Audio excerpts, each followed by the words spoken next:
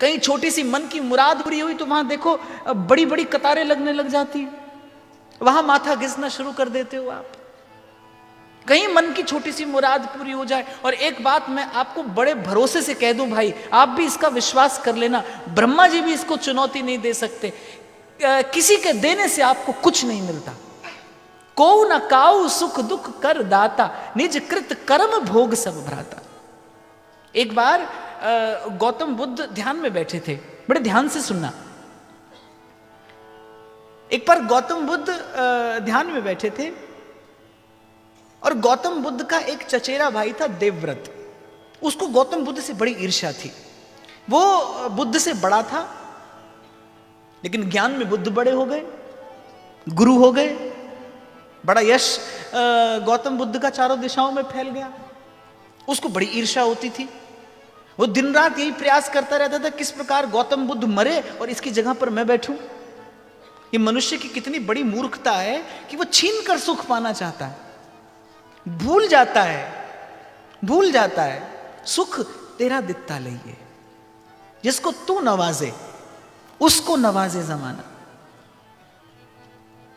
बड़ी पते की बात कही है महाराज ने, ज्यों राख है त्यों रही है, क्योंकि वो जानते हैं कि मैं सुखी तभी हो सकता हूं जब तू मुझे सुखी करना चाहे।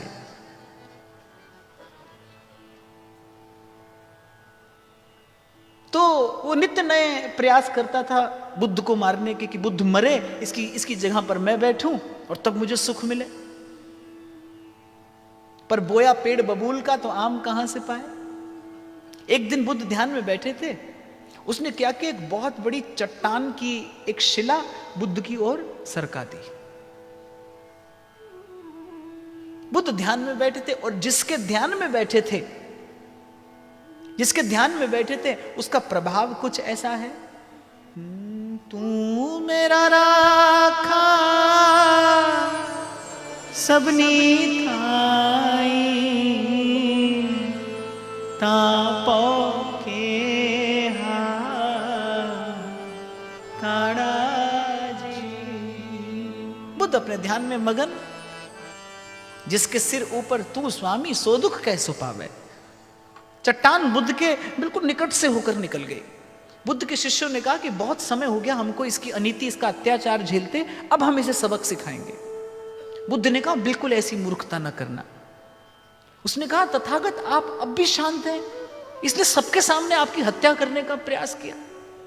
बुद्ध मुस्कुराए, बड़ी प्यारी बात कहते हैं, तो ज्यों अंबुज के पात में पात और त्यों संतन की बात में बात।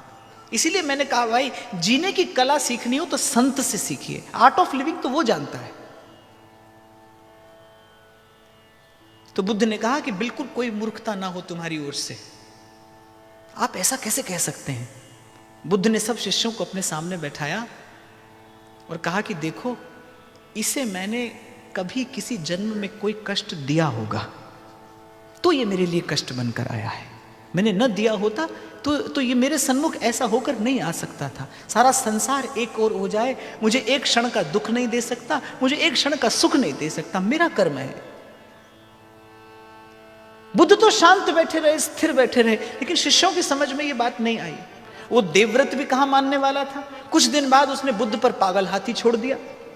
सबको कुचलता हुआ बुद्ध को जैसे ही मारने के लिए बुद्ध के निकट पहुंचा। बुद्ध के निकट पहुंचते ही, मैंने कहा ना कि चंदन का वृक्ष सुवास देता नहीं, प्रकृति उसकी सुवास फैलाती है।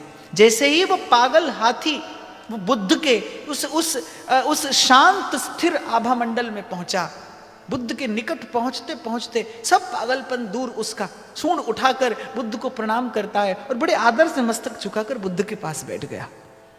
अब शिष्य बड़ी जय जयकार करने लगे बुद्ध की।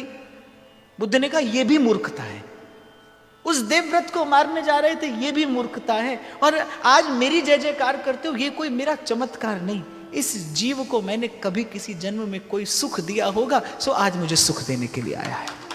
उसे कभी दुख दिया होगा, इसे कभी सुख दिया होगा। आपको नहीं लगता अगर ये एक भाव आपके जीवन में आपके जीवन में उतर आए, आपके अंतर मन में अगर ये भाव अपना स्थान बना ले, जीवन से कितना अनर्थ दूर हो जाए। जीवन में कितनी पीड़ा, कितना कष्ट हम केवल दूसरे पर दोष आरोपण करके अपने अपने सिर का बोझ बढ़ाते हैं। और इस बात को तो भाई मान लीजिए, को न काऊ सुख दुख कर दाता, कोई किसी को देने वाला नहीं। आपको भले लगता हो वहां गए, माथा टेका, मुराद पूरी हो गई, भ्रम है ये। संसार मांगने के लिए तो मंदिर का रुख भी ना करिए, बिना मांगे भी मिलेगा, बिना मांगे भी मिलेगा। और मंदिर जाकर तो मांगने की आवश्यकता वैसे भी नहीं होनी चाहिए, क्योंकि जिसके सामने आप खड़े हैं, बिन बोलिया सब किछ जानदा, बिन बोलिया सब किछ जानदा, किस आगे की जय अरदास, बिन बोलिया सब किछ जानदा। ये तो अपने मन को बुलावे में डालने की बात है भाई। मंदिर में तो अरदास की, प्रार्थना की कोई आवश्यकता नहीं। जिसके सन्मुख आप खड़े हो वो बिन बोले जानता है, और जो आप नहीं जानते वो भी जानता है। सब किछ जानदा, किस आगे कीजिए अरदास। ये देखो, ये बड़ी विडंबना है कि जिस बाणी में ये लिखा है उसके सामने सुबह शाम अरदास होती है। मंदिर जाना चाहिए कि मेरे मन की कामना नष्ट हो जाए, आप और मैं मंदिर जाते कामना पूरी हो जाए। कामना भी कभी पूरी हुई किसी की? एक कामना 100 कामनाओं को जन्म देकर पूरी होती, एक पूरी होती वो 100 कामना को जन्म देकर पूरी होती। कामना भी कभी किसी की पूरी हुई? और फिर उस कामना की पूर्ति करते हुए जीव सुख चाहता है। कैसी मूढ़ता है, कैसी मूर्खता है, कैसा सोया है विवेक। कामना पूरी करना चाहता है और फिर सुख चाहता है।